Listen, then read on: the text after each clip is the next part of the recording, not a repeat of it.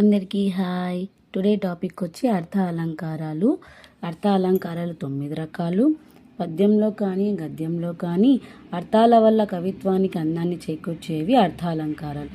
ఇవి ఉపమా అలంకారం, ఉత్ప్రేక్ష అలంకారం, అర్ధాంతరన్యాసం, రూపక అలంకారము, అతిశయోక్తి అలంకారం, క్రమాలంకారం, దృష్టాంత అలంకారం, శ్లేషాలంకారం, స్వభావోక్తి అలంకారం. వీటికి టిక్కుగా గుడ్డి గుర్తులన్నీ చెప్తానండి. మీకు క్లియర్ ఎక్స్ప్లెనేషన్ అయితే లాంగ్ వీడియోలో ఉంది, ఒకసారి చూడండి. ఉపమా అలంకారాలకు ఒకటి గుడ్డి గుర్తు. వలే, లా, లాగా, కైవడి ఇవి ఉన్నాయి అంటే ఏం ఆలోచించుకోకుండా ఫస్ట్ మనం పెట్టేది ఉపమా అలంకారం. ఇది ఈ నాలుగిట్లో లేకపోతేనే మనం వేరే దానికి వెళ్ళాలన్నమాట. అట్లా నెక్స్ట్ది వచ్చి ఉత్ప్రేక్ష అలంకారం. ఉత్ప్రేక్ష అలంకారం అంటే ఉన్నదాన్ని లేని దానితో ఊహించి చెప్పడంని ఏమంటాము? ఉత్ప్రేక్ష అలంకారం. మా ఇంటి ముందు ఉన్న కుక్కను చూసి సింహమా అని భయపడిపోయాను, లేదా నక్కగా అని భయపడిపోయాను. సో అది మనకి రావు, మనకు తెలిసింది, కానీ మనం చూసి ఎట్లా అనుకుంటున్నాం? అది కాదు, కానీ కుక్కనే మనం లేని దాంతో ఊహించుకొని చెప్తున్నాం కాబట్టి ఉత్ప్రేక్ష అలంకారం. అర్ధాంతరన్యాస అలంకారం అంటే ఒక విశేషాన్ని సామాన్యంగా చెప్పడం.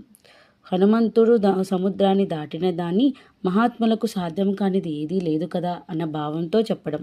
రూపక అలంకారం అంటే రూపము, విధానము, దీంతో మనం చెప్పడం. ఒక మనిషి యొక్క రూపాన్ని కానీ వ్యక్తి యొక్క వ్యక్తిత్వాన్ని కానీ మనము చెప్పడాన్ని, ఎక్స్ప్లెయిన్ చేయడాన్ని ఏమంటాం? రూపం. అతిశయోక్తి అంటే ఉన్నదాన్ని 10 రెట్లు ఎక్కువ చేసి చెప్పడాన్ని ఏమంటాము? అతిశయోక్తి అలంకారం అంటారు. ఓకే. ఉన్నదాన్ని లేని దానితో చెప్పడం ఉత్ప్రేక్ష అలంకారం. ఉన్నదాన్ని ఉన్నదానికన్నా గొప్పగా చెప్పడం. ఓకే. ఉండేది ఇంత, చెప్పేది కొండంత అని చెప్తాం కదా, గొప్పగా చెప్పుకుంటాం కదా, అది అతిశయోక్తి అలంకారం. క్రమాలంకారం అంటే అన్నీ కూడా ఒక ఆర్డర్లో ఉంటే అది క్రమ అలంకారం, ఒక వాక్యం. దృష్టాంత అలంకారం అంటే బింబ ప్రతిబింబ భావం కావడం. ఓకేనా. శ్లేష బింబ ప్రతిబింబ భావం అంటే ఏమంటే, ఇవి చూడండి, రాజా రసకీర్తి కలవాడవు నువ్వే, క్షితిపాలక దితికుండు శీతాంశుండే. ఇక్కడ రాజుకి చంద్రునికి పోలికే లేదు, కానీ వాళ్ళ యొక్క కీర్తికి మనకు సేమ్ పోలికతో ఉంది అని చెప్పి మనం చెప్తున్నాం. ఇలాంటి దాన్ని ఏమంటామంటే బింబ ప్రతిబింబ భావం అంటాం. నెక్స్ట్ వచ్చి శ్లేష అలంకారం. ఒక వాక్యానికి అనేక అర్థాలు వస్తే అది శ్లేష అలంకారాలు అవుతుంది.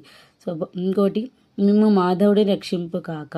సో మిమ్మల్ని మాధవుడు అంటే మనిషి కావచ్చు, రాజు కావచ్చు, లేదంటే భగవంతుడు కావచ్చు, వాళ్ళు మిమ్మల్ని రక్షిస్తారు అని అర్థం.